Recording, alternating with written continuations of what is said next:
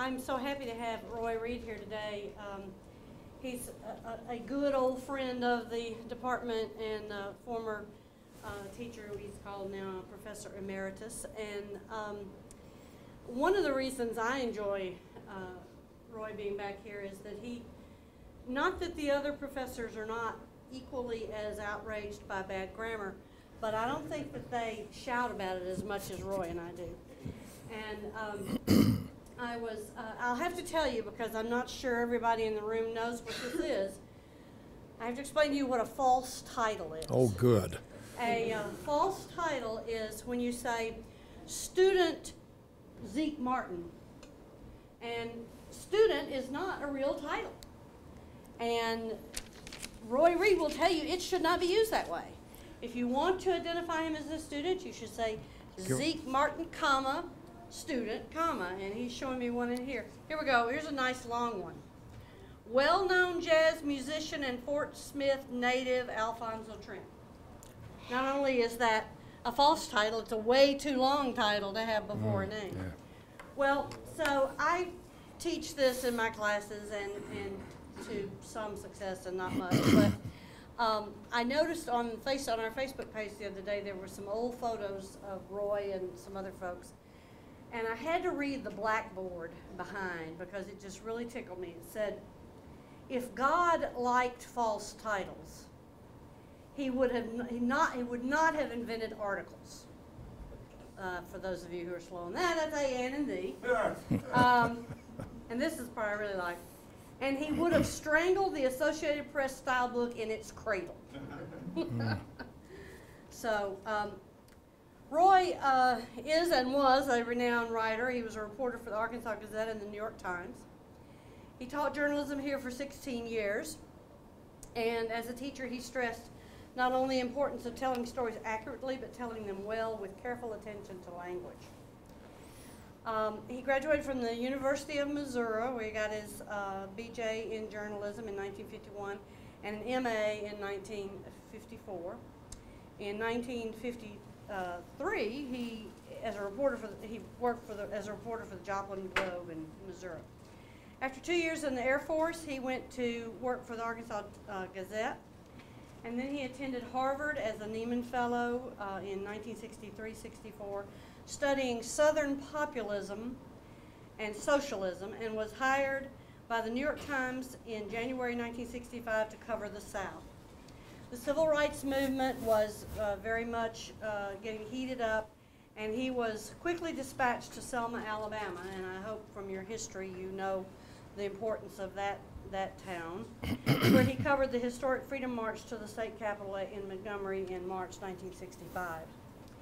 He spent the rest of 1965 and 66 reporting on the civil rights movement, a period he later called two of the most exciting years of my working life, and I'm sure we'll hear something about that. Well, you would if you read it. I don't know whether you're going to talk about it today, but he joined the Times White House Bureau in '67, but soon found his assignment confining. And I think if you've talked to some other people who have covered the White House, i.e. Mr. Jordan, you know that is a common feeling. And I lost my place. And for the next 7 years, he chronicled the rapid. Oh, I'm sorry. He opened a Times Bureau in 1969. He opened a Times Bureau in New Orleans, and for the next 7 years, chronicled the rapid social, political, and economic changes in the South and other parts of the nation. He transferred to the Times London Bureau, where he spent his final 2 years with the Times. He moved back to Arkansas in December 1978 and began his academic career, which ended with his retirement in 1995. But he's continued to write, certainly. In 1986, he published Looking for Hog-Eye. Those of you from around here know that Hog-Eye is a local community. It was a collection of essays about the South. He then wrote Faubus, The Life and Times of an American Prodigal, which is a highly acclaimed biography of our former governor. It was published in 1997. In 2009, he published the edited volume Looking Back at the Arkansas Gazette, an Oral History. And then, of course, today he's here to talk to us about his latest book, and we hope not last, Beware of Limbo Dancers, a correspondent's adventures with the New York Times. So can we welcome Roy Reed?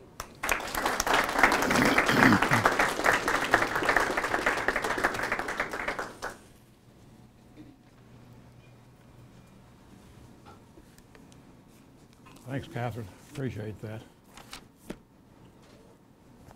This takes me back.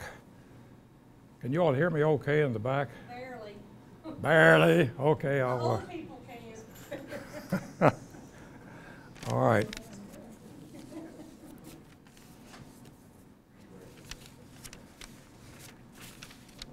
What I'm going to do is, excuse me, read a few passages, short passages from this book, and then invite you to ask questions. I predict that somebody will ask me whether newspapers are doomed, and somebody else will ask me about ethics in journalism.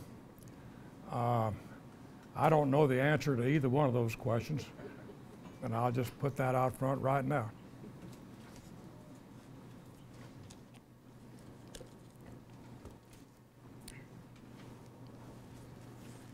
Ethics, you know, that's, I don't mean to be flippant about that, but I don't really know how to answer questions about ethics in journalism. The only thing I can tell you is you know it when you see it.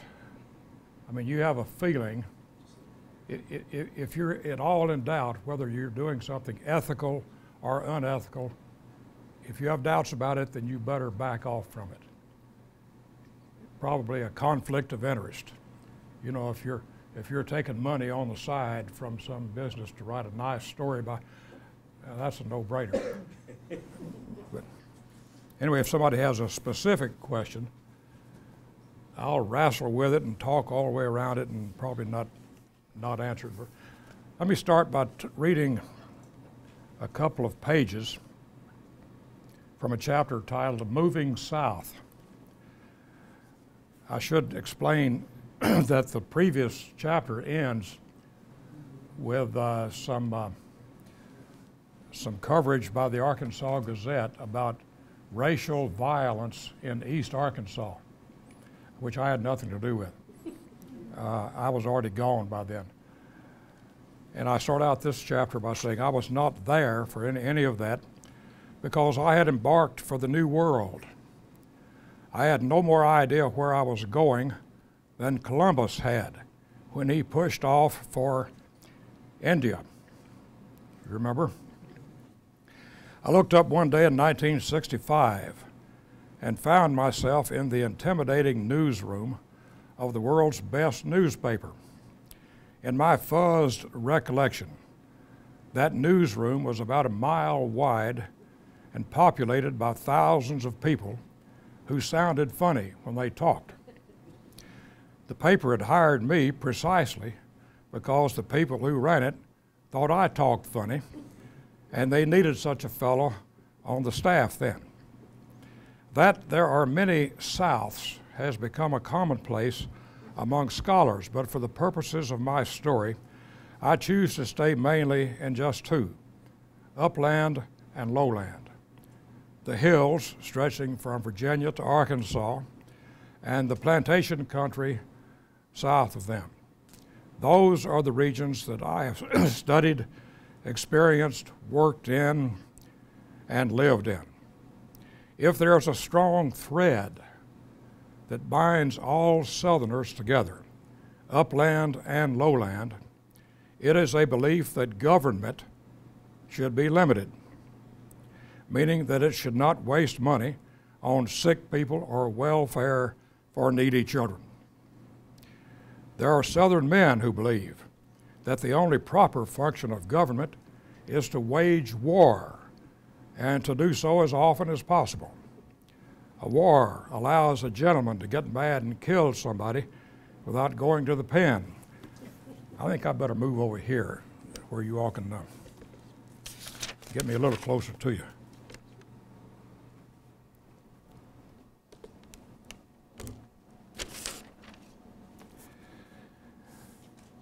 Not counting a few months after college spent, is that going to mess up your, okay. I spent at the Globe in Joplin, Missouri. My first serious work in journalism. Oh, thank you, that's what I need. Appreciate it. Was at the Arkansas Gazette in Little Rock. After 8 years at the Gazette, I worked 14 years for the New York Times, and for 9 of those years, I traveled the South with periodic forays into other regions. Here's an odd thing.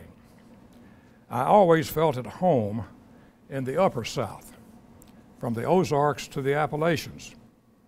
But when I dropped below the 35th parallel, I became a stranger. The race story that occupied much of my working time during those years was, to a great extent, a story of the Deep South. The editors who sent me there assumed that I was fully familiar with it because I was, after all, a Southerner. I never told them any different. I went into a stall in the men's room on my second or third day in the Times newsroom in 1965. The stall was equipped with a partial door that swung about a foot above the floor, leaving a gap that a thin man might crawl under if he desired. Someone had left a message printed neatly in ink just above the bottom of the inside of the door. Beware of limbo dancers. This was a style of wit that I had never before encountered. I suddenly knew that I was a stranger in town, not unwelcome, just a stranger. Before my first year with the paper was out, I found myself covering a story in Greenville, Mississippi. I was invited to a party.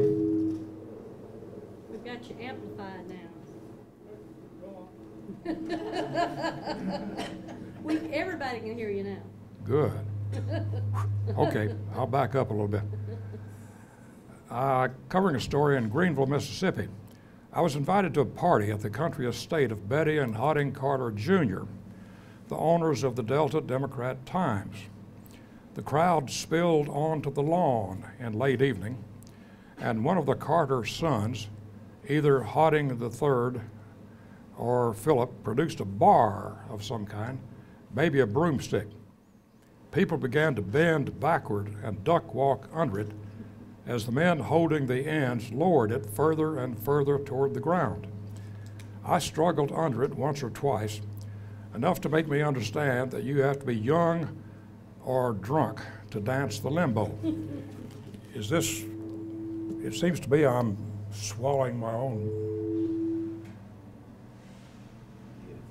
Let me try, yeah. Yeah. Again, I knew that I was a stranger in town. The Mississippi Delta is as different from the Arkansas hills as Milwaukee is from Shreveport. I had heard of the limbo, but I had never known anyone who had done it. The traditional dance of the hills is stately. The partners face each other but don't touch. Sometimes it is performed by just men, after the fashion of the Greeks or the Russians, but with more restraint. They move no part of the body from the knees up. The face is solemn, not frowning, just solemn and unsmiling, totally concentrated on the subtle movement of legs and feet. Sometime after the rise of Nashville and the Americanization of country music, the old hill dance became something different, adulterated with laughing and wild swings of the body and with men and women clinging to each other. We saw it coming in Hot Springs. A dance called the Jitterbug moved into our schools. I never got the hang of it, maybe because my genes rejected an unseemly public admission that I was having fun. The Deep South fascinated me, and I jumped at every chance to go there, as I did to Scandinavia or Great Britain or Southeast Asia in later years. This was exotic country to a young man who had grown up in Hot Springs and the surrounding hills. It was not just the language that was different. The people, the climate, the landscape, the very air, everything about the lower region was different. Even the water was different. In the hills, rivers and creeks flow fast. A stream of fast-moving water reflects the light and becomes a living, shimmering being. Water in the Mississippi Delta is slow. It is murky. It captures the light and overwhelms it. The Ouachita River, which runs fast and drains a large part of the Arkansas Hill Country, has always invited men and boys like me. It tried to drown me once, but even after that, I could not stay away from it. Years later, I waded into the dark, still water of a swamp in Florida to gather material for a story.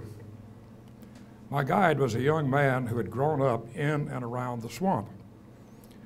He was at home there. I liked the fellow, and I liked his grizzled old daddy, but we understood that we were different creatures and that we could go only so far in reaching a commonality. They would have been as uneasy in the hills as I was in the swamp. A good place to visit, they would say, but they wouldn't want to live there. The reader should be interested in any fraud in the life of an author he is investing his time in. So here you have my more or less full disclosure. The reporter who ventured into Selma, Bogalusa, Faulkner's, Mississippi, Margaret Mitchell's, Georgia, and the rest of the Deep South to inform the trusting readers of the New York Times. That fellow traveled on false credentials.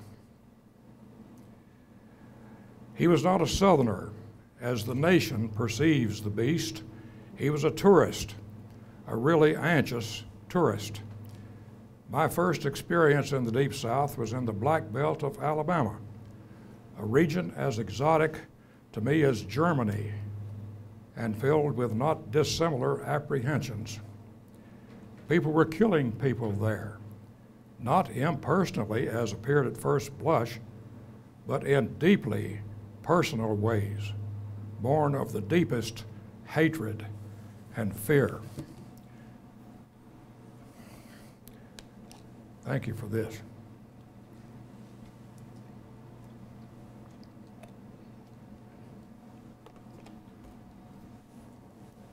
Somebody come clean with me. Have you been assigned to write something about this for your class? Come on up to it. All right. Well, I would have when I was teaching.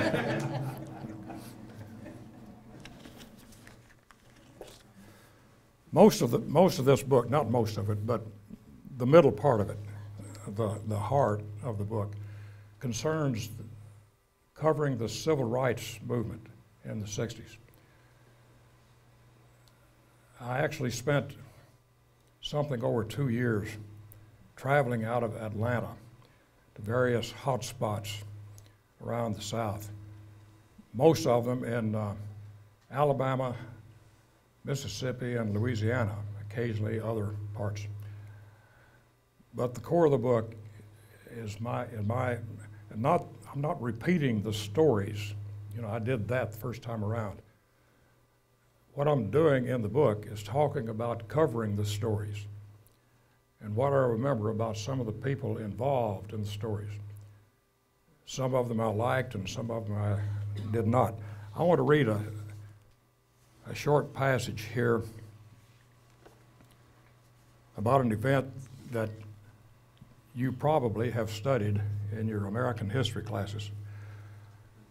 My own awakening to a new level of reality had begun just days after my arrival in Selma. On March 7th, a Sunday, a few hundred marchers, mostly black, had crossed the Edmund Pettus Bridge on the Alabama River to begin what had been billed a little tentatively as a march to the state capital, Montgomery, some 54 miles east. King, that's Dr. Martin Luther King, Jr., their most important leader, was not there. He was in another part of the country that day. The marchers headed out without him, going to see the governor, they said. Their repeated attempts to register to vote had been rebuffed, firmly, you might say. So they wanted to press their case with Governor George C. Wallace in person. The governor, always attentive to the desires of the citizens, went to see them instead, in a manner of speaking. He sent his personal emissary, Colonel Al Lingo, head of the state police, and several dozen armed troopers. The state men were accompanied by a sizable band of Sheriff Jim Clark's deputies and ex officio helpers on horseback. The sheriff referred to the horsemen affectionately as his posse. Men and horses blocked the highway on the Montgomery side of the bridge. Colonel Lingo got out a bullhorn and ordered the marchers to halt. They went a few steps farther. They stopped, hesitated, then knelt to pray in the grassy median that divided the four-lane highway.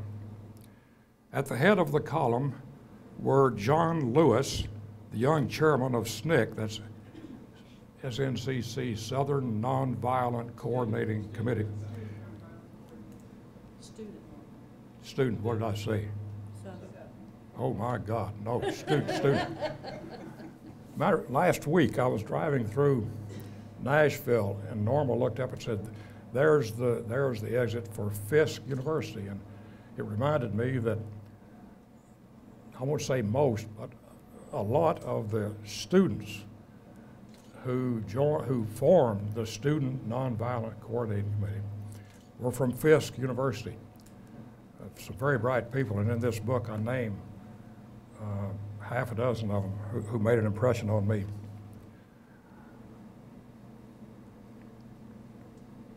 They got out to pray on the grassy median. John Lewis, and many years later a congressman, and Hosea Williams, a chief organizer for King's Southern Christian Leadership Conference. Mrs. Amelia Boynton, a local leader, knelt beside them. Quite suddenly, Colonel Lingo ordered the troopers to advance. They rushed forward in a flying wedge. I described what happened next in my story for the Times. The wedge moved with such force that it seemed almost to pass over the waiting column instead of through it. The first 10 or 20 Negroes were swept to the ground, screaming, arms and legs flying, and packs and bags went skittering across the grassy divider strip and onto the pavement on both sides. Those still on their feet retreated. A cheer went up from the white spectators lining the south side of the highway. Then came the pop of a tear gas canister, and a venomous cloud covered the highway. Through the mist, I heard coughing, the sound of clubs on flesh and bone, and cries of pain. The men on horses sped through the fleeing marchers, wielding whips on faces, backs, and legs. The spectators whooped and cheered. And then to pick up again with the book, I hope never again to see such hatred in the eyes of men, women, and yes, children. Tear gas was not new to me. I had tasted it once in Little Rock when some segregationist hothead set it off at a Little Rock school board meeting, but it is not an experience that a person can become accustomed to. Torment. You feel that you dare not breathe, or worse, that you cannot breathe. But by then it is too late because you have already got enough of it in the lungs to start the coughing. The eyes sting so intensely that you believe it may be unbearable, and you think you surely are going blind. Then comes an unreasoning fear. You are cut off and at the mercy of whatever marauders may be heading your way. And that is just the reaction of the newsmen who happen to be there watching. At the Pettus Bridge, the real targets were the hapless people fleeing for their lives back into the town, and fleeing blinded because while the newsmen got only noxious whiffs of the gas, the marchers got it all, an enormous, thick mass that rolled over them just as the club's swinging officers, wearing gas masks, of course, were attacking them from the rear.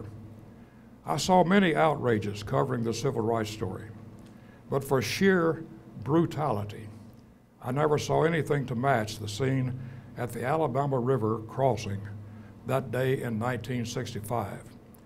They called it Bloody Sunday. Yes, there was blood as well as terror. Among those hospitalized were Mrs. Boynton and John Lewis. The young man's skull was fractured. He never forgot that day, even as an old man and one of the longest serving members of the U.S. House of Representatives.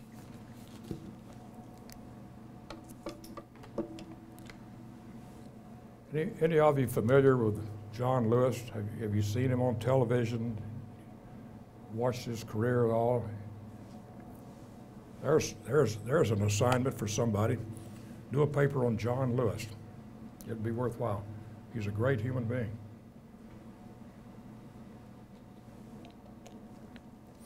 He's now old and bald-headed, and he's still just as honest, sincere.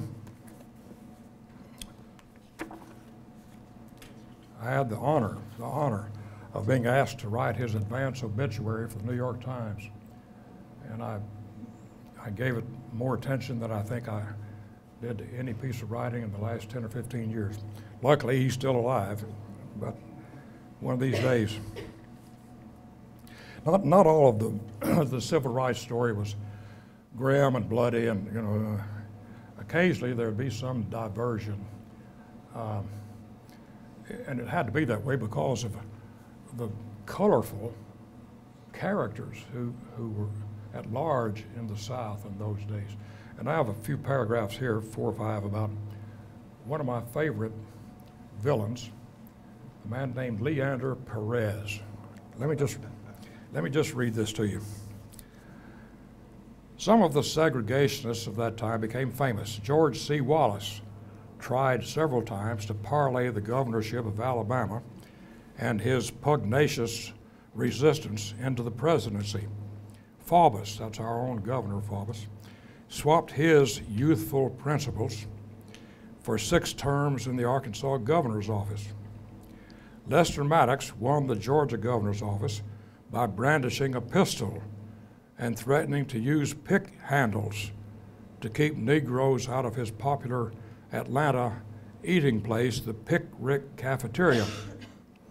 Almost every southern state had its segregationist hero, whose light shone brightly for a moment, then sputtered and went out. A few nourished a lasting notoriety. In Plaquemines Parish, Louisiana, an odd spit of land thrown up centuries ago by the Mississippi River, where it approaches the Gulf of Mexico, a feudal lord named Leander Perez expanded his fame to national dimensions by telling the federal government to take its civil rights laws and put them where the sun don't shine. His henchmen kept black citizens firmly in their place, sometimes with violence. He kept a prison on an island in the river. Civil rights workers were routinely parked there for long periods. None dared to escape by swimming the river. That would have been suicide. I showed up at Judge Perez's office just before lunch one day.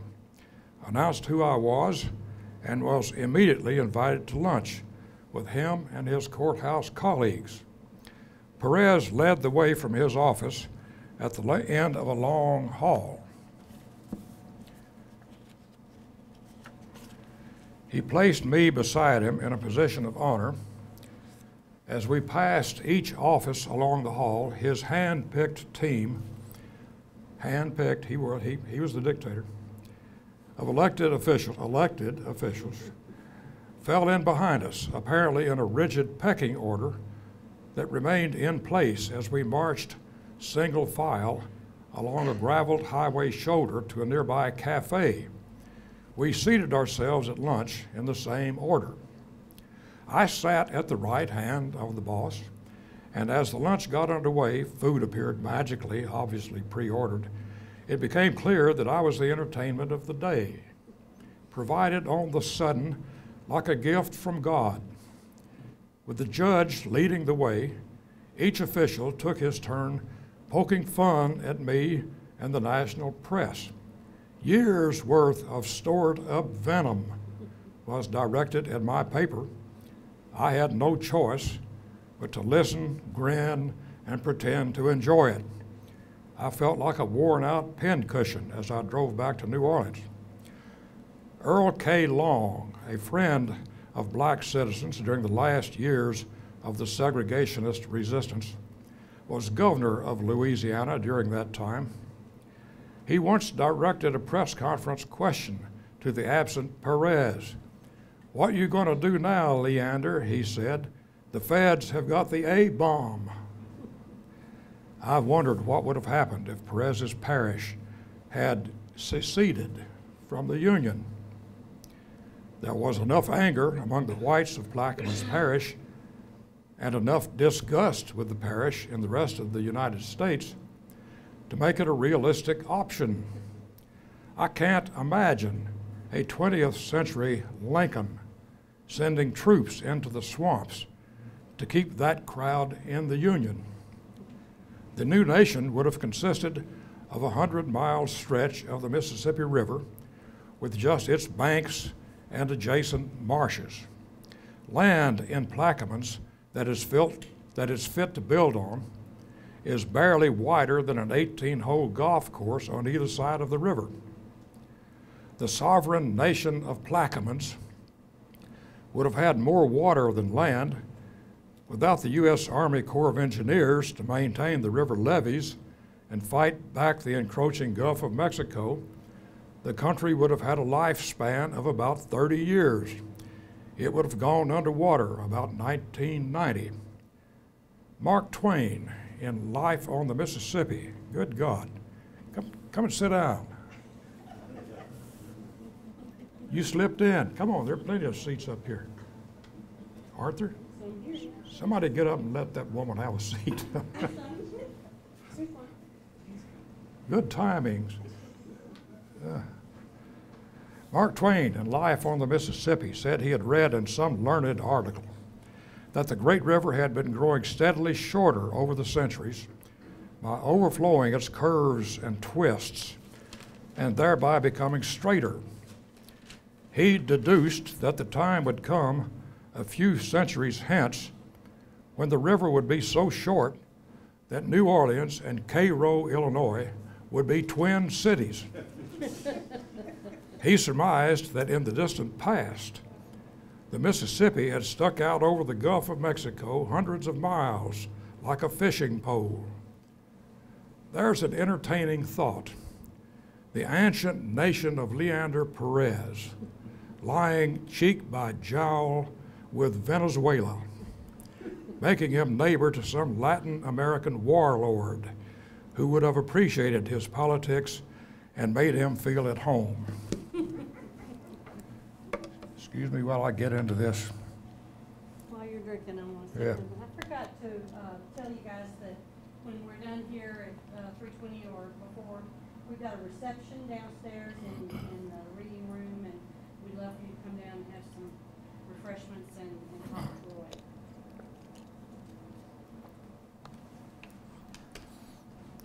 I would sit down, but my knees won't work, so I'm just going to have to keep standing up. I have one more little bit to read to you, and this will this will mean a little more to you as students of journalism. I wanted to try to give some of the feel of working as a reporter and what a newsroom is like. And there are several other people in this room who could tell you the same kinds of stories. This is my version of it. Regarding my career as a landowner, I live on a farm outside of Fayetteville. I've owned a farm at Hogeye for 36 years, but am still considered a newcomer. Never mind that I have achieved senior status and am now the second oldest person in the community, ranking just behind a retired English teacher who stays healthy by working in moderation, eating well, and drinking premium whiskey. In spite of many years in the country, I'm not at home as a farmer. The truth is, I have never been at home anywhere except in the newsroom. That is my natural habitat. I once wrote that I had become reasonably settled except for one thing. I didn't have a place to be buried. I have a modest proposal for my heirs.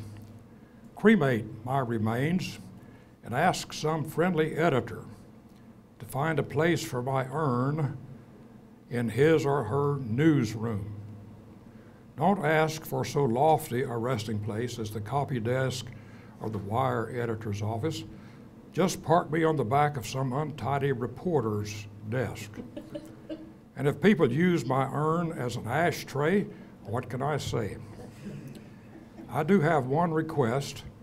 I would like for the urn to be inscribed with these words in 36-point Cheltenham bold type. Beware of false titles. Most reporters love their work. That is not based on scientific evidence. I've run no survey. I know it is true because I have known few reporters who were not happy in their work. They grumble and grouse and curse their editors, but they are happy with it all, maybe because they are happiest when they are angry. They are happy, but not necessarily secure. Virtually all reporters worry about being fired because anxiety is embedded in their makeup. That keeps them on their toes, keeps them running every day to avoid the anger and scorn of the editor, who they believe to be an unfeeling brute, although few are. I went through a period of thinking that the Times executive editor, Abe Rosenthal, was a brute. I noticed, though, that a lot of people considered him a superb editor. He was relentless in pushing reporters to get the story. I once asked Gene Roberts, who was then working under Abe as national editor, how to explain Abe's success. Is he cool under fire, I asked. No, Gene said. He's hot under fire. That's what makes him good. Think about that.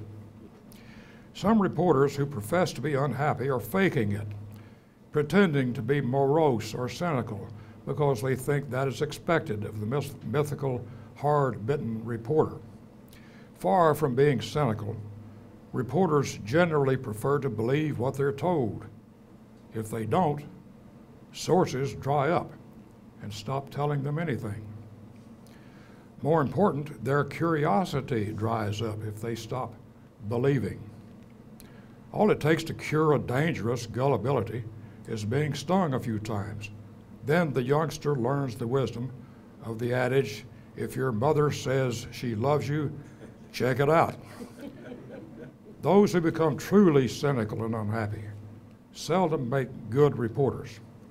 They may do a serviceable job on the police beat, where cynicism can be a defense against madness, but they lack the deeper innocence that impels the better reporter to keep learning and climbing. I adhere to Turner Catledge's definition of a good reporter, one who has insatiable curiosity and an irresistible urge to tell. The urge to tell gets short shrift in the journalism textbooks, excuse me, textbooks and the conventional wisdom. Old Joe Wurgis of the Arkansas Gazette, the best police reporter I ever knew, kept his insatiable curiosity all of his long life, but he could not write a lick. He simply was not interested in that skill. I suspect he thought that good writing was unmanly. Maybe he was right. I've always thought of myself as manly enough, but I admit that I have taken a large and unearned pride in my words. Occasionally in my younger days, I thought of myself in the most secret, closely held part of myself as a poet. I outgrew that conceit, and I'm a better man for it. Nevertheless, there is no denying the satisfaction of seeing your byline on a well-written story. If the story is on the front page, the satisfaction is doubled. That means that large numbers of people have seen it and read it, and maybe have nodded or smiled over some appealing turn of phrase. Jim Bailey, my favorite sports writer,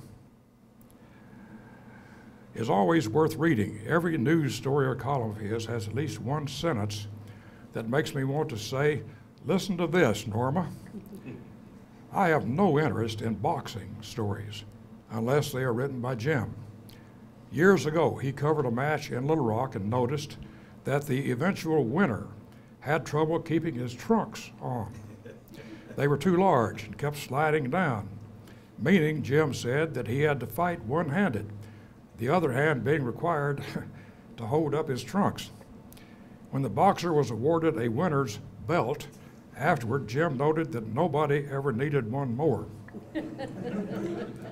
Friendly readers sometimes send reporters flattering letters that we called mash notes. That only encourages us, and in the wake of a few mash notes, our prose may turn a vivid purple. The only corrective for purpling is a stern note from the editor or an unsettled rewriting of 2 or 3 of our stories. "This is a good story, Roy," one of my editors used to tell me on the phone, "but I think the lead needs a little work." Or maybe he would say the paper had a space problem that day and I needed to trim my story. I would pout and grumble, then rewrite it, and in every case, I improved the story by cutting it, even when it meant depriving unborn generations of whole paragraphs of my best prose. Reporters work long hours and forget to put in for overtime. They get caught up in the story and keep going past the point of good sense. Sometimes exhaustion can stop the most determined reporter in his tracks. I phoned Claude Sitton, that's my editor, late one Friday night and whined that I had run out of steam and would finish the weekender I was laboring over the next morning. He needed it that night. Claude said in his most winning South Georgia accent, "Ah, Roy, just get a cup of strong black coffee and go back to work." I did. Claude had been there as a reporter. What he was really saying was, "I'll tell you when you're tired." But there is no doubt that reporters go to extraordinary lengths to avoid what society considers sensible work. They put themselves in harm's way. The greatest war correspondents scoff at danger, but secretly yearn for it. I never covered a war, unless you consider it war to be shoved around and called vile names by enraged segregationists. Covering terrorist bombings in Belfast was not especially dangerous. I listened to the nightly explosions from the safety of the 10th floor of the Europa Hotel. They bombed the ground floor one night, but I slept through it. In the worst of violence at home or abroad, I never felt anything more troubling than a heightened anxiety. I knew that luck and ordinary caution would keep me safe. Still, sticking with a job that might have crippled or hurt me made no sense from the point of view of saner citizens. None of us did it for the pay. Compared to the wages of those daredevil Mohawk Indians who used to walk the steel beams on skyscrapers 300 feet in the air, the average reporter's pay was pitiable, and justly so.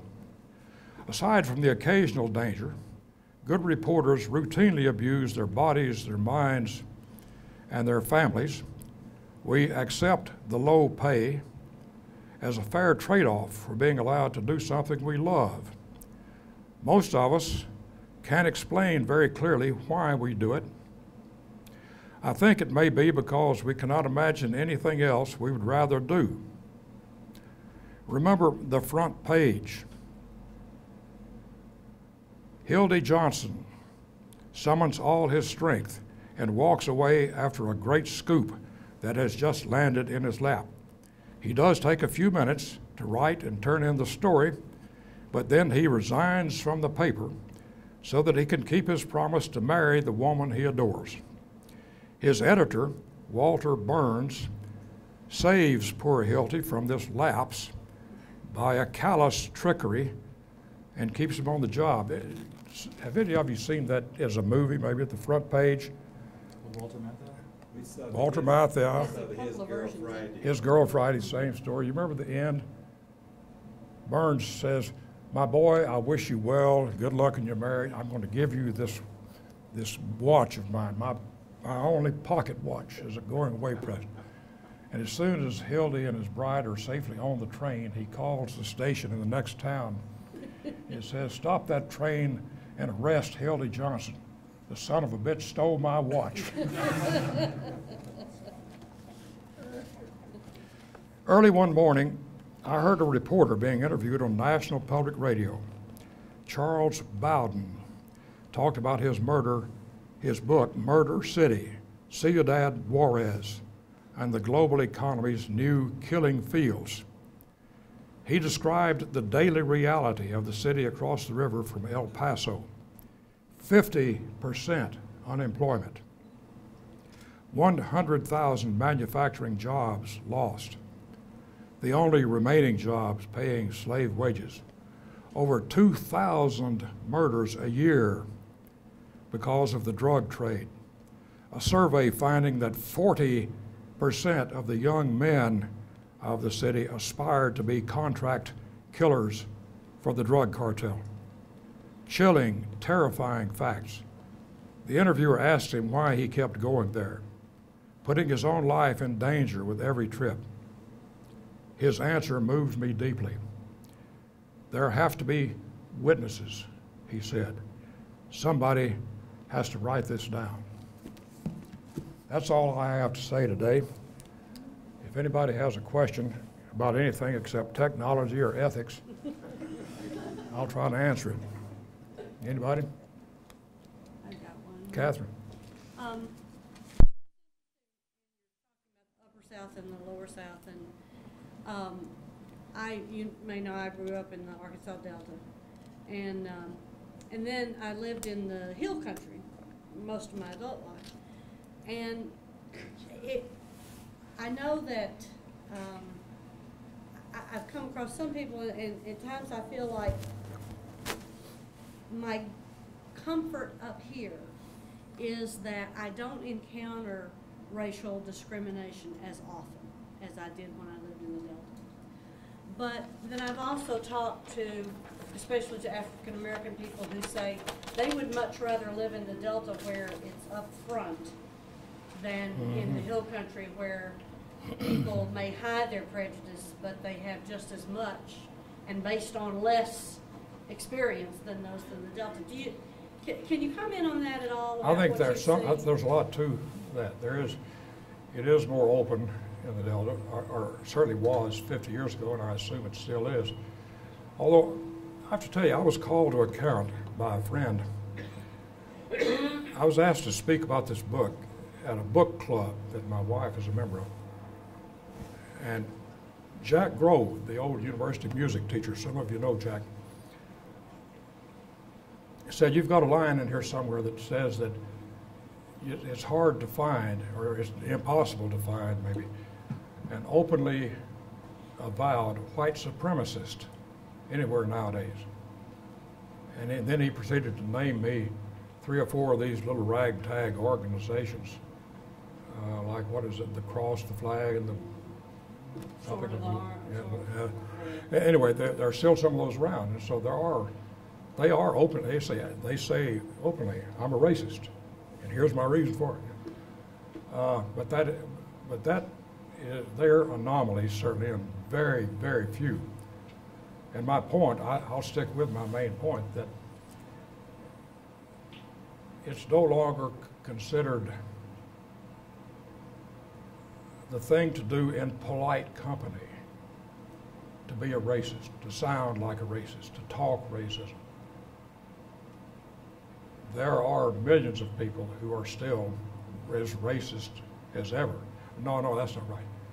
They're racist in a different way.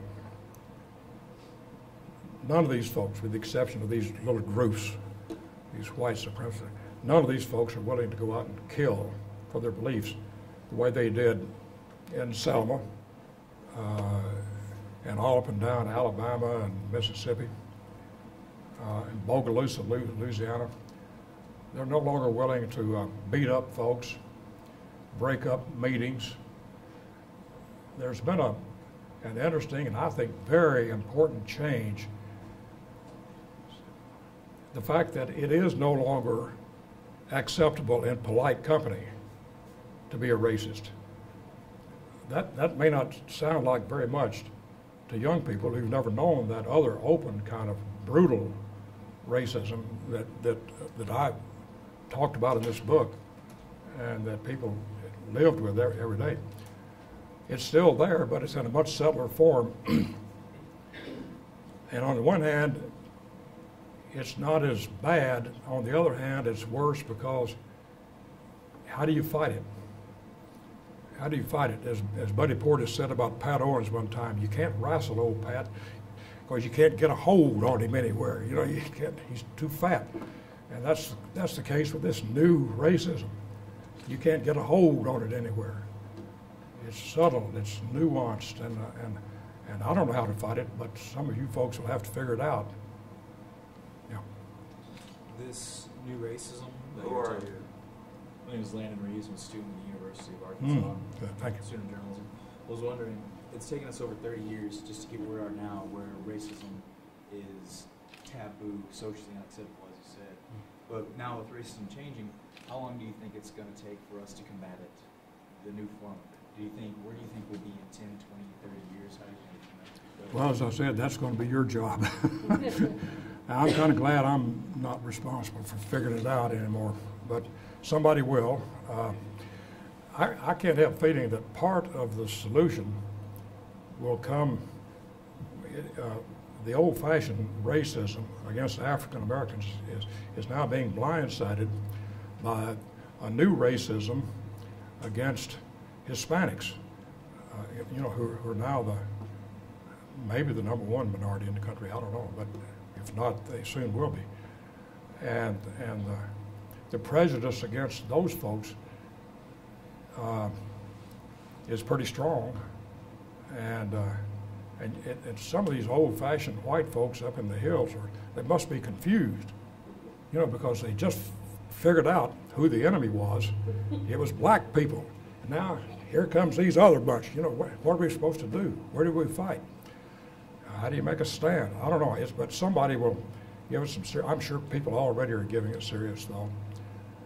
But as I said, I'm glad I'm not writing about it anymore because, frankly, I don't feel qualified. Not anymore.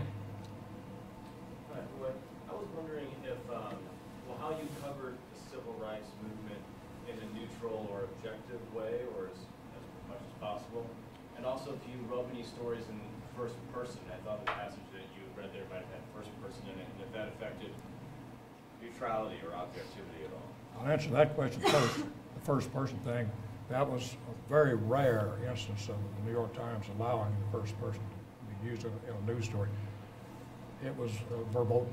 And the other,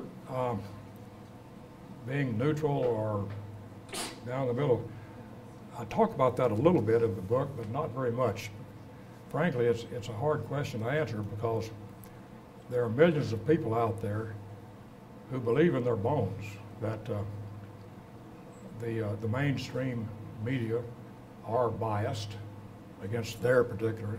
We passed a ban on I-40 the other day that said, "Do not believe the liberal media,"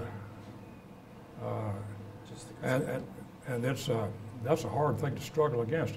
But all I can tell you is that I tried very hard to tell the story straight without spinning it. And I'm not going to claim that I was successful in that all the time. Probably not. I couldn't tell you where I fell off, but just by the law of averages, because it's clear from this book, and you can tell from what I've said here today, where my own prejudice lay. And I think I've got a line in this book somewhere saying that I still worry a little bit, talking about the white supremacists, that we didn't give the sons of bitches a fair shake. And I still am a little concerned about that. We didn't try as hard to talk to, say, the Ku Klux Klan members as we did to the folks on the other side. For one thing, they didn't want to talk to us. They didn't like us. They made it uncomfortable for us. But that really does not excuse us for not making more of an effort. And now and then, we would make such an effort. I remember in Little Rock at the Gazette,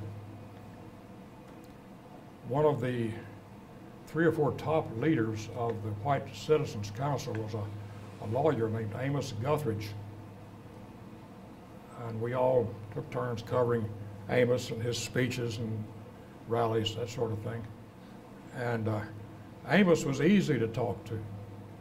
You know, we despised it. You remember Amos Guthridge? Yeah. We all despised what he stood for, but he was kind of a likable rascal. So he was easy to talk to. And there was a case one night, I think Ray Mosley at the Gazette at that time, told me that he was covering some Citizens Council rally at the Marion Hotel. Amos was the main speaker. And he got up at the podium for 30 minutes, just gave the Arkansas Gazette unshirted hell. You know, just terrible newspaper, lying, integrationist. And after it was all over, the crowd just went wild. And Ray felt kind of threatened.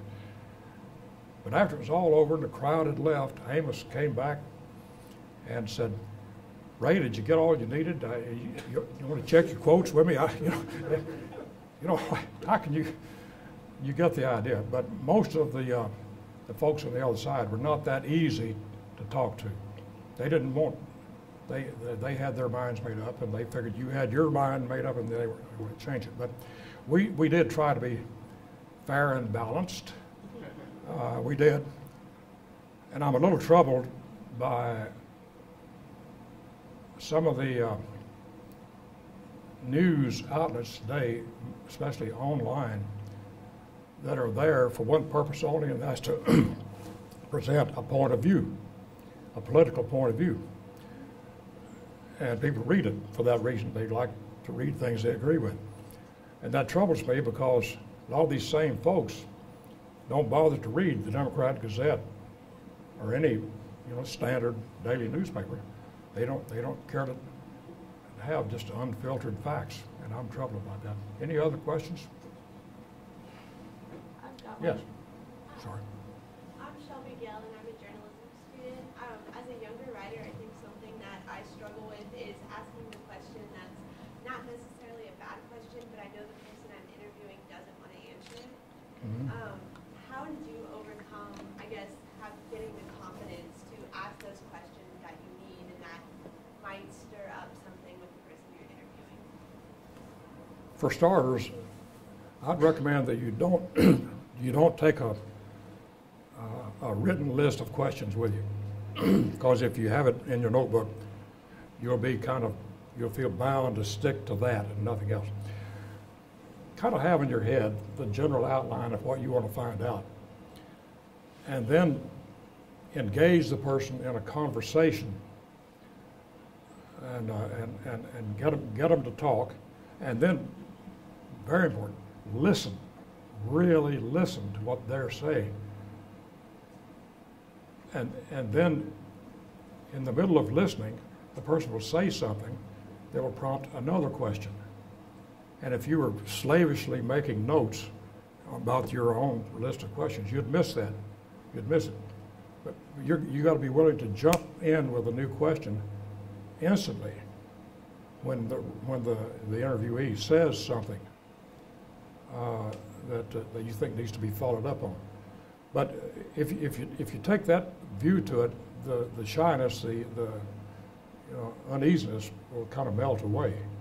Does that answer your question? I'm not sure it does. Yes, it did. And you might even make them think they're the one who brought the question up if you're building one question on top of the other. My friend Gene Roberts that I mentioned here earlier, I used to occasionally, he and I were both correspondents for the Times, but only very occasionally I would be with him when he was interviewing somebody. And his style was to open the interview by asking a question, and the person would answer it, think he had finished answering it, and Gene would just sit there. And the guy would think, well, maybe I didn't make myself clear, and he'd get to answer it all over again. And Gene would sit there some more. I've seen him just ask one question for the entire interview. And they can't stand silence. You got to fill it up. Yeah. I'm sorry, somebody else. There's one over here. Yes. I have one. It's okay. My name's Sarah Villegas. I'm a journalism student here at the U of A also.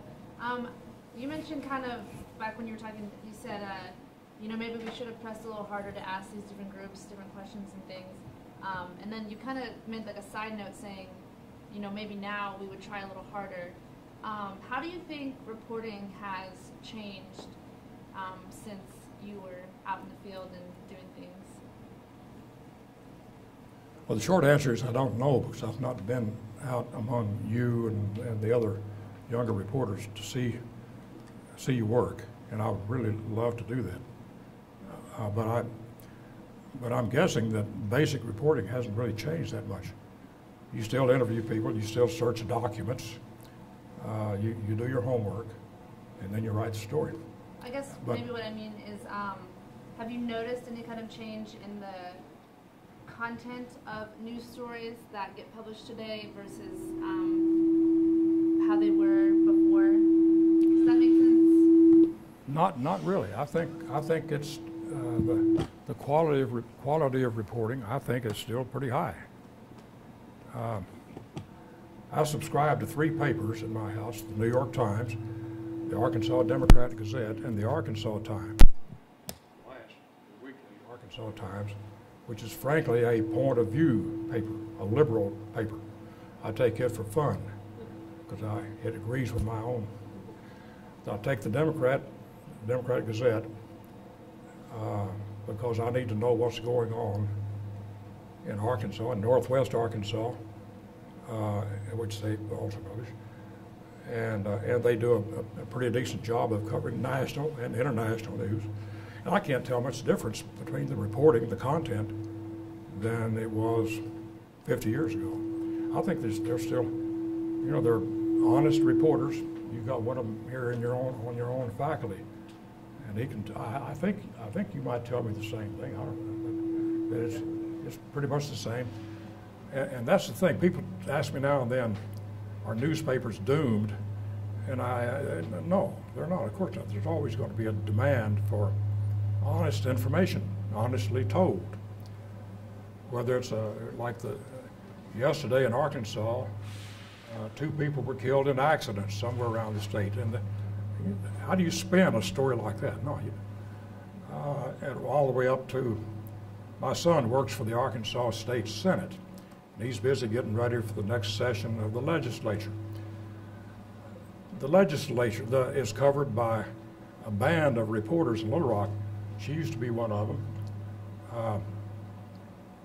And Lord, I had the luxury of going back, waiting till the end of the day. Sylvia had to write all day, didn't you? Yeah, for the United Press. A deadline a minute was but I think the coverage right up and down the line of importance is still taken seriously by all the news organizations, television stations. I think do a pretty fair job. No, I'm optimistic. I don't, I'm not a real doomsayer. Although on any given day, I'll sit down with my friend Jordan, and we'll curse and carry on about some terrible thing that happened in that day's paper that was reported or badly edited or a headline that went off. I'm taking way too much time here. We're not going to have much time for a reception if we don't get this wound up. Yeah, over here. Hi, I'm Nick Brothers. I'm the journalism student here, and I just had, I guess, be a quick or a long question, but in your career reporting, who was one of the most challenging people to interview, and how did you approach the interview? I don't think I've ever had that question before. Huh.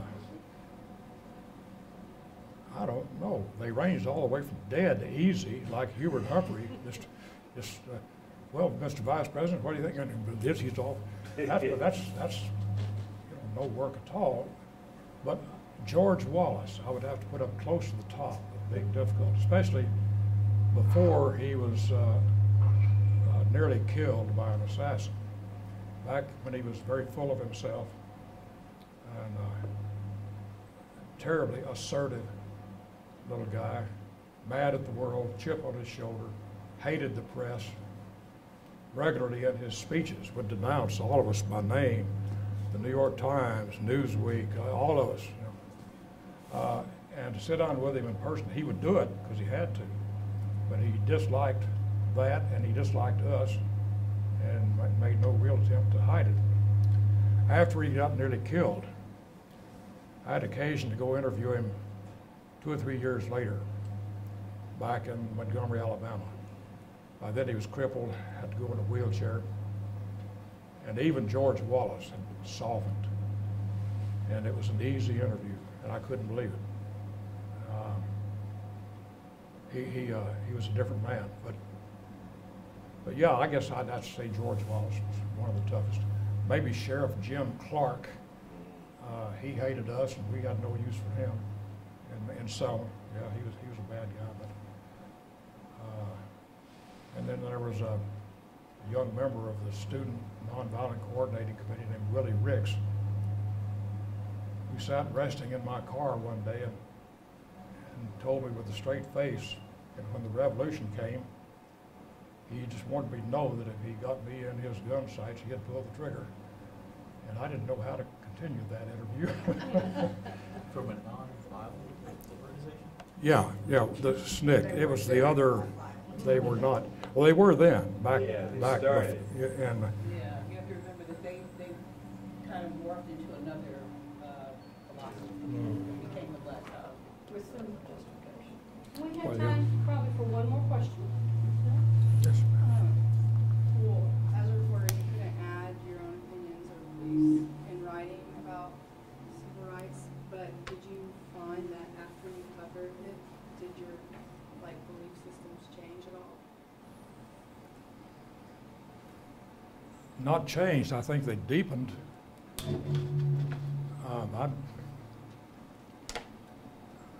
I had been, I considered myself a, right-thinking,